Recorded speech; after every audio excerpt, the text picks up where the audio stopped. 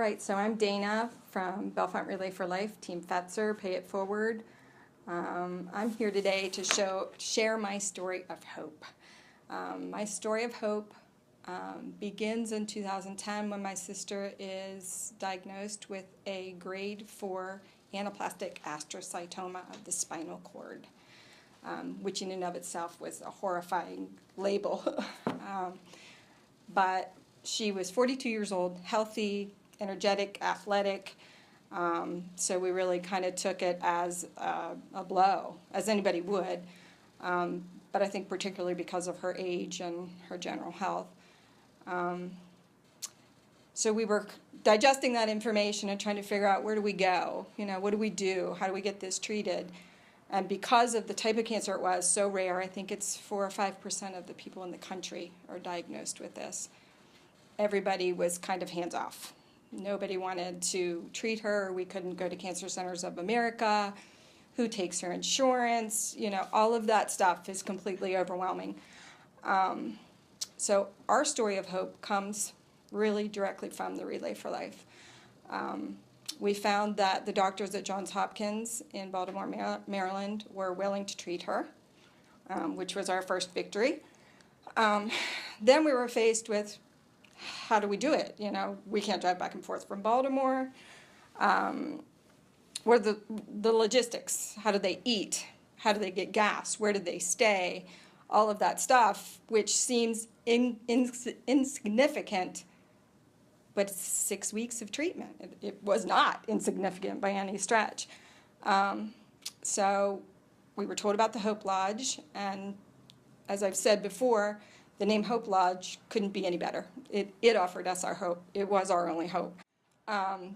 They had a room for her, and it wasn't just for her, it was for her and her husband, which was another big hurdle, because who wants to go through that by yourself? And we all can't be there with her because we have children. I have children, she has children.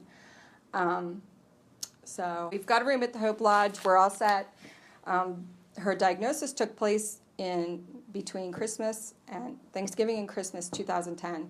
She was in treatment already at Johns Hopkins in February of 2011. So it all happened very quickly, which in the cancer world is never a good thing, because when everybody's in a hurry, it's bad. They were there for 6 weeks. And the awesome thing about the Hope Lodge versus staying with maybe another family or staying in a hotel is it offered her support, a place to prepare meals, a workout room, a place where we could decorate. It was home, away from home, which is awesome. She was able to spend her evenings with other cancer survivor or cancer patients going through treatment. She was actually their voice of hope. She was the one keeping them, let's go, you can do it. She was actually really healthy through treatment. No swelling, none of that stuff. And she was like that voice of, we can do this, we got it, we got to exercise, you got to eat right, all that stuff. So we get to the end of our 6 weeks at the Hope Lodge, and you want to thank someone, you have to.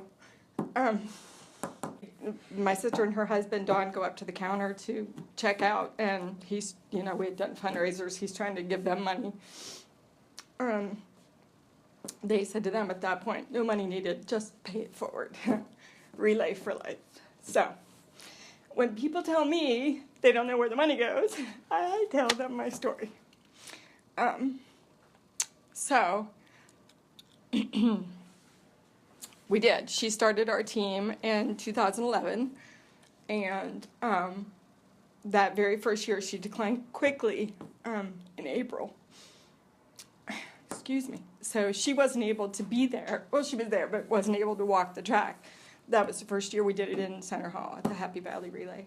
And she wasn't able to walk the track, but she was there, and my cousin and I camped out. And it was the first time you understood why people relay.